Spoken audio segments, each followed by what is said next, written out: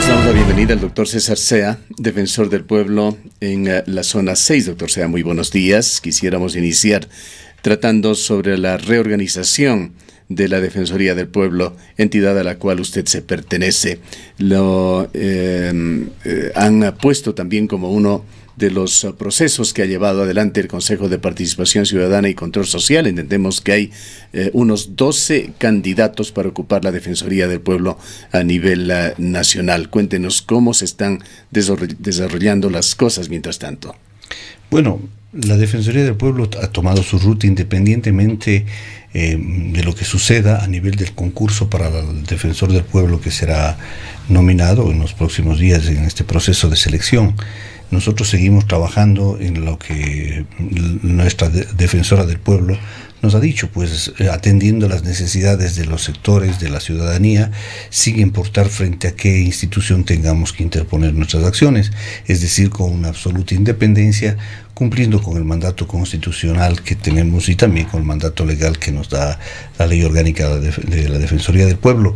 Seguimos trabajando, no tenemos ningún interés en estar pendientes de esta situación porque esto es hora de dilucidarse en este proceso de selección. Nosotros esperaremos a que aspiramos simplemente que venga una persona que realmente continúe con una línea de trabajo de independencia y que cumpla con las expectativas que tiene la ciudadanía y el pueblo ecuatoriano en materia de derechos humanos y concretamente la Defensoría del Pueblo, porque todo es posible, incluso imaginarse que pueda tener una relación, un vínculo, una cercanía entre las funciones del Estado, pero la institución que definitivamente no puede tener ninguna cercanía, ningún vínculo de amistades, relaciones de complicidad, quiero decir más que de amistad, es la Defensoría del Pueblo. Fue otro de los organismos cooptados, sin embargo, en el correísmo. No fue la excepción. Ahora, ¿cómo o hasta cuándo estarán ustedes con el encargo? Usted en la zona 6 como defensor del pueblo y Gina Benavides en la Defensoría del Pueblo a nivel nacional. Sí, tanto la doctora Benavides como nosotros los delegados provinciales o coordinadores regionales, en mi caso, estaremos hasta que se posesione el nuevo defensor del pueblo y establezca quiénes van a ser sus colaboradores. Si es que se cree pertinente que podamos estar con el nuevo defensor, estaremos ahí para prestar nuestro contingente. Además, también si vemos que es una persona con la que podemos tener una afinidad y colaborar efectivamente. Pero estamos simplemente a la expectativa hasta que se cumpla el plazo de selección, tanto la doctora Benavides como nosotros, y en mi caso particular, en la coordinación regional de la 6 de aquí, de Morona, de Cañar y del Sol. Doctor Sea, los concursos de oposición y méritos, es decir, el proceso que se ha establecido para la designación de los nuevos funcionarios, ¿qué opinión le merece a usted el tema de la meritocracia y el proceso que se viene desarrollando? Los concursos en la década anterior fueron seriamente cuestionados. ¿Usted considera que con los nuevos miembros del Consejo de Participación Ciudadana y Control Social y el proceso tal y como está concebido va realmente a arrojar los mejores resultados? Es decir, ¿podemos confiar que en el país vamos a tener las mejores personas, las más calificadas al frente de estos espacios? Bueno, personalmente soy crítico de estos procesos de selección, estos procesos y estos concursos de oposición y méritos que se han dado últimamente. Cuando la tecnocracia se tomó el poder de los países, vino a complicar. Definitivamente se ha creído que solamente las especialidades, los posgrados, deben ser los que den cierta ventaja dentro de los procesos de selección, y eso no es verdad. O sea, yo creo que si bien es importante toda la especialización y la capacitación que puedan adquirir los ciudadanos en materia académica, pero no se puede dejar de lado de un tirón y tajo todo el bagaje y la experiencia que tienen muchos profesionales. Y pienso que estos concursos de oposición y méritos, hay algunos grandes y valiosos profesionales ecuatorianos que entran a un concurso en desigualdad de condiciones. Posiblemente sus alumnos pueden ganarles muchas veces a grandes académicos, a grandes profesionales y que tienen una experiencia y por encima de todo la honradez y la calidad específica en los puestos que están en el concurso, y seguramente no son los más opcionados, porque en este momento los jóvenes sí pues han entrado en una lógica de captar los cartones, perdón utilizar ese término para hablar de las especialidades, frente a grandes profesionales que no teníamos, pertenecemos a una generación que no vivíamos bajo esa lógica, que el proceso meritorio era evaluado más bien en base a la experiencia que tenía cada uno de los profesionales, y si bien le daba un adicional puntaje los méritos, digamos los cartones o las especialidades, los posgrados, pero no, en ese momento se ha sobrevaluado los méritos estos de las especializaciones, y se ha desmerecido en todo caso la experiencia que tienen los ciudadanos en el país, y eso pienso que debería ser revisado, porque se está dejando de lado la experiencia. Tal vez utilizando un término, digamos, medio del campo, no puede pues un becerrito, una ternera que recién acaba de destetarse de su madre, comenzar a amamantar. O sea, no es posible pues que alguien que recién viene haciendo un posgrado o un doctorado, que si bien es importante, se crea que es la última que puede dar. Sin la experiencia laboral necesaria. Y muchos de los casos, si bien en el campo académico es importante, en el campo de la investigación, los PhDs, los masterados, pero en estos otros campos privilegiar estas situaciones va en desmedro del equilibrio que debe haber y de las posibilidades que tienen otros profesionales que están suficientemente capacitados. ¿Cómo vería usted la posibilidad de que Diego Delgado, por ejemplo, pueda convertirse en el fiscal general de la Nación? Sería un honor, realmente para los ecuatorianos sería un honor, más allá de que puedan o no los ecuatorianos coincidir con la filosofía y la ideología que tiene Diego Delgado, pero todos lo hemos visto, un ciudadano que se ha entregado siempre en forma cívica al análisis, a estar pendiente de la situación política, y una persona por sobre todo honrada y valiente, que no tiene... A Diego Delgado, y esto cabe decirlo, son cuestiones que lo comentamos aquí internamente, pero estando en la situación en que está, Diego Delgado es una persona que viene de Quito y aún se baja del bus frente a la puerta de este medio de comunicación cuando viene a una entrevista. Contrastemos esto con lo que pasó ayer en la Fiscalía con la comparecencia de la ex vicepresidenta del Ecuador.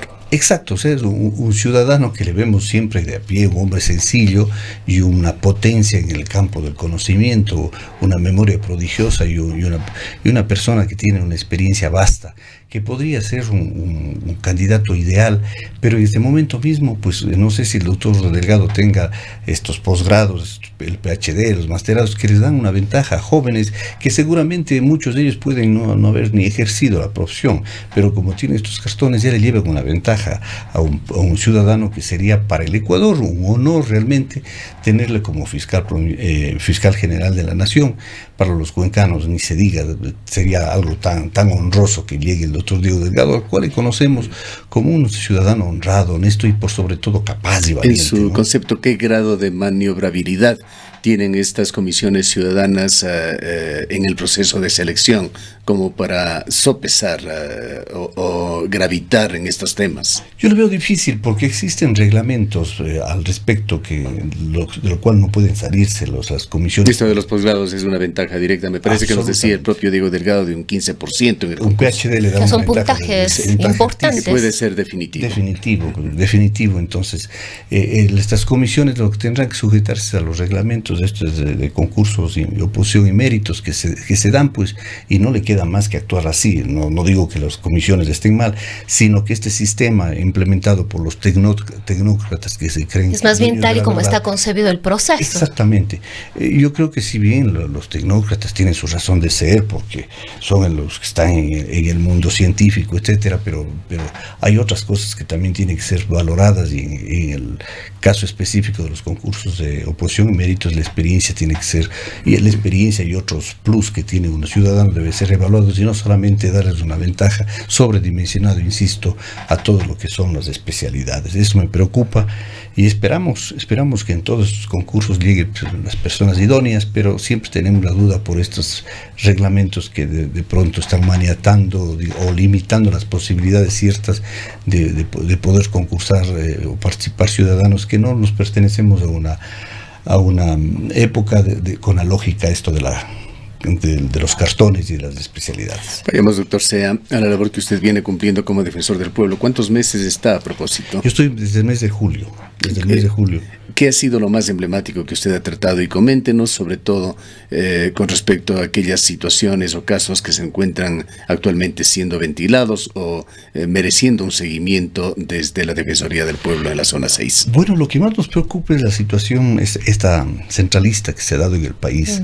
No hay una verdadera descentralización y las entidades que se dicen autónomas no tienen esa autonomía. Verbigracia el IES.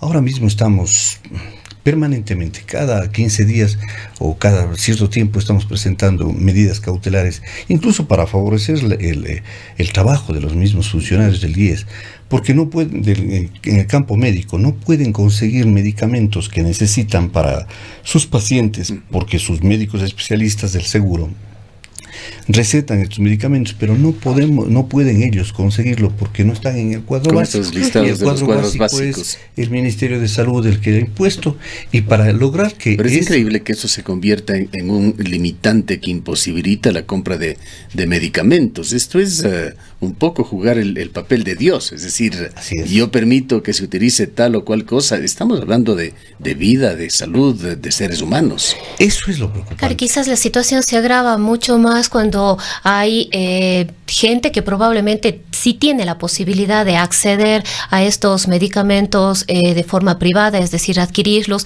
Incluso podemos ver a través de las redes sociales, sobre todo gente que tiene la posibilidad de traer los medicamentos de fuera del país, pero hay un importantísimo número de personas que no tiene esa posibilidad. El número que usted puede más o menos imaginarse de las personas que tienen la posibilidad de hacer lo que dice es limitadísimo frente a la amplísima mayoría de los ciudadanos ecuatorianos que no estamos en además frente a enfermedades catastróficas, que es donde más conflictos y problemas hay, y sobre todo frente a los costos tan elevados que tienen estos tratamientos. Ese es el problema. Entonces a veces incluso nosotros, tengo que ser sincero, con la venia de los mismos miembros del IES, hemos tenido que interponer contra ellos, ¿no es cierto?, contra ellos medidas cautelares para que... Pero hay casos que han favorecido el interés de los pacientes. Exactamente. ¿Y esto no genera jurisprudencia, doctor Sea? No genera eso. O sea, son medidas procesos internos que no tienen nada que ver con lo que es administración de justicia. Así son resoluciones específicas en casos concretos que el mismo IES, tengo que reconocerlo, se siente a veces en ascuas porque no puede dar solución, y nosotros al interponer medidas cautelares estamos solucionando los problemas de vida o muerte. Pero además el tiempo que toma este tipo de procesos también es un tiempo que preocupa. Hay casos que han tomado ya años y no logran resolverse, y el tiempo en enfermedades como el cáncer, se me ocurre pensar, también es determinante con lo que usted mismo manifestaba, es un caso de vida o muerte de una persona. Por eso nosotros desde nuestra función hemos dado priorización, atención prioritaria a todo lo que es esta situación de salud, porque no es posible que personas que están entre la vida y la muerte tengan que esperar todos procesos largos, engorrosos, y más bien con la medida cautelar sí logramos que en pocos días, en 8 o 10 días, los jueces resuelvan y pueda, con la orden del juez, disponer que tanto el seguro y el Ministerio de Salud procedan adquiriendo los medicamentos. Y de hecho hemos tenido muchos éxitos en los últimos meses en estos casos específicos, que son casos muy complejos, porque vemos la angustia de la gente. Llega a la Defensoría del Pueblo prácticamente llorando los familiares porque se están muriendo con medicamentos que son básicos. Muy cercano a esto, doctor C, está también el uso de genéricos, que en principio está bien, pero esto ha dado pábulo también al ingreso de medicamento de dudosa, por no decirlo de mala calidad, en muchos casos incluso a la proliferación de medicamentos falsificados en el país, sin la posibilidad de que pueda ejercerse una acción ciudadana de control de calidad, de fiscalización de lo que se está dando. Así es, la acción ciudadana es muy difícil porque no sabemos qué es lo que estamos consumiendo. El ARSA, yo creo que este organismo de regulación y control sanitario, yo creo que está cumpliendo en estos últimos tiempos, por lo menos, está cumpliendo como debía ser. Antes yo dudo mucho, me temo de que no estaba siendo lo eficiente o a veces no daba la atención que debía a situaciones como estas. Yo creo que esta situación de salud es fundamental. Mire, a mí lo que me alarma es que en el país se están dando procesos por falsificación, por expendio de medicamentos caducados, que se están dando en el país, en nuestro Ecuador, pero lamentablemente en el mismo COIP, ingeniero y licenciada Rosana, la sanción que se impone a los que comercializan productos falsificados, etcétera, medicamentos, es de 3 a 5 años. El robo agravado en nuestro país es de 5 a 7 años y el robo simple es de 3 a 5 años. O sea, un robo. Esto de jugar con la vida de los ciudadanos, seguramente es una cuestión que, si me permito decir algo, espero que no se me tome mal, debería ser considerado algo de lesa humanidad. Entonces, si bien es una cuestión, un delito común, pero es tan grave que se juegue con la salud de la gente, porque una cosa es, a ver, el narcotráfico es menos grave que el uso y el expendio de medicamentos, porque el que consume una droga sabe lo que está consumiendo y si quiere morirse, se está matando, está suicidándose, ¿no es cierto? Pero acá no, de pronto hay ciudadanos que necesitan un medicamento y no saben qué es lo que están tomando, y eso les podría acarrear problemas de salud e inclusive la muerte. Yo me imagino, yo tengo problemas de hipertensión, tomo medicación para controlar esta situación, pero si yo tomo un medicamento que no es el indicado o está falsificado, podría desencadenar un cuadro que me lleve a la muerte. Y eso es una irresponsabilidad. Yo creo que los casos de expendio de medicamentos falsificados, caducados, es un delito que debería ser analizado por la legislación y no dar una consideración. El artículo 217 del COIP dice de 3 a 5 años. Una cosa tan grave. Es más, para los expendio de medicamentos caducados dice de 6 meses a 2 años. O sea, yo no sé cuál fue el criterio criminológico de los legisladores, si es que lo tuvieron, para establecer en el COIP una sanción de este tipo, cuando otros casos, insisto, en un robo simple se tiene de 3 a 5 años, ¿cierto? Un robo con fuerza en el país, 3 a 5 años. De cualquier situación que utilizó fuerza para destruir alguna cosa y se robando, son de 3 a 5 años. Aquí, que están jugando con la vida misma de toda una comunidad, o sea, que simplemente se pongan sanciones de esto, son ridículas, y eso es lo que, de pronto, lo que usted decía, el término, da pábulo para que jueguen con estas posibilidades de el riesgo-beneficio, ¿no es cierto? El riesgo que corre con el pingüe negocio que puede convertirse el expendio de medicamentos de esta situación, que es lamentable. Ahora mismo estamos viviendo vamos a ver qué es lo que pasa, si es que realmente ha habido la responsabilidad y los jueces establecen la responsabilidad de un caso que se ha muy sonado en el país, alrededor de algunas toneladas de medicamentos. Esperemos a ver qué es lo que resuelve el tribunal. La sentencia se espera el día de hoy. El día de hoy, bueno, tendrán las instancias para apelar, etcétera, pero si es que esto se dio en la ciudad y es así como la Fiscalía ha dicho, sería lamentable que se haya jugado en el país, porque no solamente se ha expendido, entiendo, de lo que se dice solamente aquí, son en algunas provincias que se han venido expendiendo estos medicamentos, y no solamente son estos casos, tenemos otros casos en Guayaquil, exactamente con estas características de expender productos falsificados o caducados, etcétera. No es posible. Yo llamo a la conciencia ciudadana a los empresarios que hagan esto, que les considero malos empresarios, ciudadanos repudiables, peor que los narcotraficantes, insisto, porque esto es jugar con gente inocente que no sabe a lo que está ateniéndose al hacer uso de una sustancia que podría estarle perjudicando su vida. Esto es, insisto, peor que el narcotráfico, porque si yo consumo una droga, yo sé que me estoy suicidando, pero esa es mi responsabilidad. Doctor C., otro tema sobre el cual informábamos ayer, en el cual ha estado usted involucrado, que tiene que ver con cobros indebidos a ciudadanos en la Agencia Nacional de Tránsito. Explíquenos qué es lo que está pasando allí. Esto es lamentable. Lamentable, yo no sé qué es lo que sucede. o estamos con una necesidad tan fuerte económica que nos hace que tomemos medidas. En este momento el SRI está imponiendo a ciudadanos en todo el país el pago de altas cantidades de dinero porque no se ha hecho el traspaso, en algunos casos de la compra-venta no se ha hecho el traspaso, no se ha consolidado y se le endosa, claro, la responsabilidad al antiguo dueño, ¿no? Al antiguo dueño, y en muchos casos de vehículos que ya están chatarrizados. Otros casos, digo, un familiar cercano, un carro que le robaron hace muchos años. Denunció a la policía, el seguro privado le reconoció por el daño, por la pérdida del vehículo, todo, y le sigue saliendo multas, este momento, del vehículo que sigue circulando en la ciudad.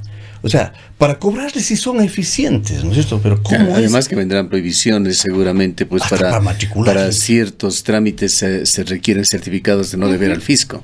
Evidentemente, entonces, todas estas cosas les importa muy poco, pero sí lo que quieren ser agenciosos y son muy, muy ágiles efectivamente es en el cobro. A la Defensoría del Pueblo llegó un grupo de ciudadanos, alrededor de 100, se han constituido una asociación de hecho denunciando, se están queriendo hacer cobros de carros que están chatarrizados desde hace 20 años. Es lo que se nos ha dicho. Y son fuertes cantidades de dinero. Nosotros hemos llegado a la gobernación y quiero insistir, hay autoridades mismos del Ejecutivo que tienen problemas con estos y ellos mismos no entienden la lógica de venir a cobrar luego de tantos años. Yo me pregunto y les pregunto, ciudadanas y ciudadanos, si es que hubo esta irregularidad de cada uno de los ciudadanos, ¿por qué no le impusieron el pago respectivo al año o 2 años de demora y no después de 20 años? Ahora sí querer imponer la sanción económica, partiendo de algo, siempre hay la prescripción. En materia tributaria se dice, pues el SRI tiene la posibilidad de cobrar hasta los 5 años nomás.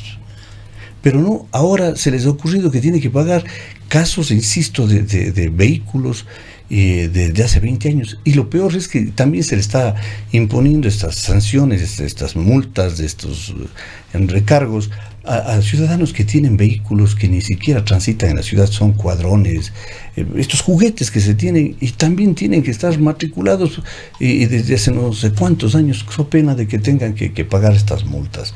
Yo creo que si bien el país necesita dinero, pero hay otras situaciones, creo que debería el Estado ecuatoriano buscar la manera de recuperar dineros que se han levantado de las arcas nacionales y no tratar de imponerles a los ciudadanos de la clase media, porque que tiene un vehículo, tiene una moto, tiene un cuadrón, ya no es el vehículo en este momento precisamente pues, un elemento de lujo, ahora ya es un elemento de trabajo, de necesidad para transportarse. Hace unos 30 o 40 años era un elemento de lujo. Ahora tiene la necesidad de transportarse y que a todo ciudadano de clase media se le quiera cargar con estos montos económicos para solucionar el problema fiscal me parece tormentoso. Finalicemos, doctor Sea, con el tema de las veedurías en el país. ¿Cómo están marchando particularmente las veedurías ciudadanas? El caso del Consejo Nacional Electoral ha sido motivo de quejas incluso del Consejo de Participación Ciudadana Transitorio aquí en la ciudad de Cuenca de su delegada, en el sentido de que prácticamente se ha dejado sin esta función a las veedurías que tenían que hacerse, por ejemplo, con respecto a las decisiones tomadas por el Consejo Nacional Electoral Transitorio. Se dieron cambios en la ciudad de Cuenca que se han consumado ya. ¿Cómo mira usted esta situación cuando las principales preocupaciones en Cuenca se han levantado no tanto por el tema electoral, tema en el cual ha sido incluso llamada la atención y se ha abierto una investigación en la delegación Azuaya, pero por el caso de Quimsacocha, que es un tema de enorme importancia en esta provincia? Yo pienso que están jugando con fuego. Volver por las prácticas antiguas es muy peligroso. El pueblo ecuatoriano está saturado ya de este tipo de maniobras politiqueras que lo único que hacen es desgastar la imagen de la verdadero servicio público y de la actividad política. Yo no sé qué pasó realmente en este caso específico de la SOA y del Consejo Nacional Electoral, pero cuando se nos invitó como Defensoría del Pueblo en una reunión que también tuvimos con diferentes instituciones de la ciudad, organizaciones sociales. ¿Le invitó el Consejo Electoral? Sí. Estuve presente con la presencia del señor Luis Berres Soto. Me congratulé porque dije pues que el embudo se había girado. O sea, ahora es el ciudadano, de acuerdo a lo que se nos decía, el que iba a tener la posibilidad de hacer veeduría de todo, y no todo iba a ser favorable para los que manejan estas instituciones, ni para el Estado en sí, sino para los ciudadanos de a pie. Pero de pronto nos desayunamos en una mañana que se le removía a uno de los ciudadanos que les conocemos de muchos años, un hombre prestante, honrado, honesto, y que buscaba hacer las cosas como debía. Y lo que se ha dado alrededor del caso específico del señor José Astudillo nos preocupa, porque por lo menos eso debería ser bien analizado, y las veedurías que fueron la intencionalidad del Consejo Transitorio está quedando relegado, y todo este proceso de consulta popular de Kim Sacocha que se iba a dar, no sé si se consolide, pero es preocupante, y por eso yo digo, están jugando con fuego. No sé si fue José Astudillo, pero alguien dentro de los varios diálogos que hemos tenido sobre este tema señalaba algo que iba mucho más allá del tema Kim Sacocha, y decía que se estaba desensamblando buena parte del trabajo que había logrado realizar el Consejo Nacional Electoral bajo la conducción de Gustavo Vega. Bueno, nosotros conocemos que Gustavo Vega tuvo una intención clara de enmendar y poner un norte preciso para que las cosas no sigan dándose en el país, pero me preocupa mucho más sabiendo que está una que fue su colaboradora, la señora Diana Tamaín, la ingeniera Tamaín, que fue parte de ese consejo. Y si es que eso se está, digamos, tratando de desmontar, me preocuparía, porque si es que así es, debe haber intereses fuertes de carácter político-económico, lo cual sería lamentable que eso no se haya cesado con este intento del pueblo ecuatoriano por enmendar todos estos vicios de la democracia que se estuvieron durante una década, en la década pasada. Bien, queremos agradecerle por su presencia. Han escuchado al doctor César Sea, defensor del pueblo en la zona 6.